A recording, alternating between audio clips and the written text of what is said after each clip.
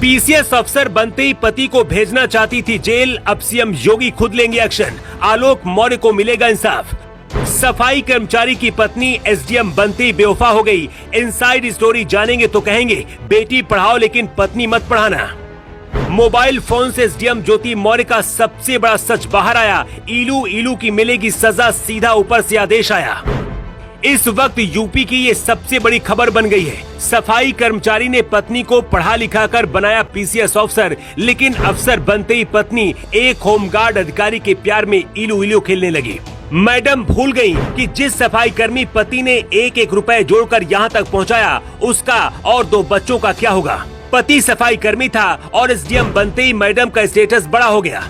Status बड़ा था तो प्यार करने वाला भी बड़ा चाहिए था। फिर क्या था, मैडम ने इस हैंडसम डैशिंग अधिकारी के प्यार में डूब गई और अपने सफाई कर्मी पति को रास्ते से हटाने का प्लान तैयार कर लिया। एसडीएम ज्योति मौर्य को लग रहा था कि वो पति पर दहेज का केस करके जेल भेज देंगी और बाहर मौज करेंगी, लेकिन मोबाइल फोन की रिकॉर्डिंग के सबूतों ने पूरा काला सच बाहर लाकर रख दिया। आलोक कुमार मौर्य और ज्योति मौर्य की शादी साल 2010 में हुई थी।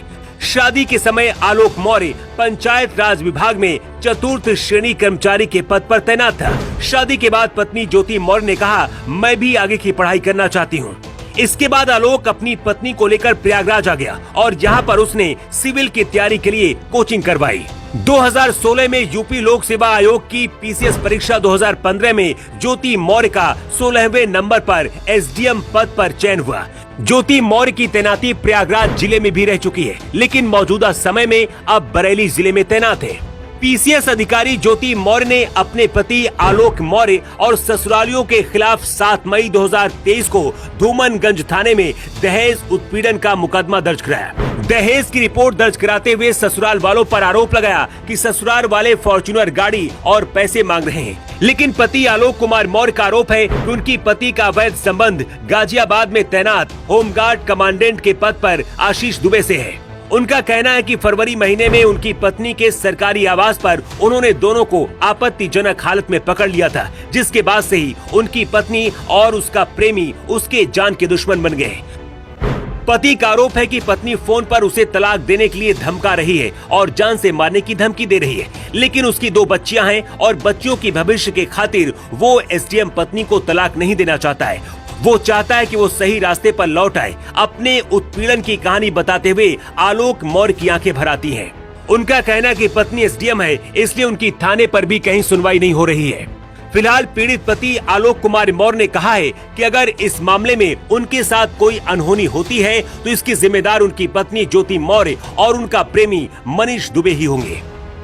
इस वक्त ये खबर यूपी की सबसे बड़ी खबर बन चुकी है और मामला योगी आदित्यनाथ तक पहुंच चुका है। एसडीएम के पति आलोक ने सीएम योगी आदित्यनाथ के दरबार में गुहार लगाई है और कार्रवाई की मांग की है। इसके साथ ही एसडीएम पत्नी और उसके होमगार्ड कमांडेंट पति के खिलाफ भी विभागीय स्तर पर कार्रवाई के लिए होमगार्ड मुख्यालय में शिकायत की है।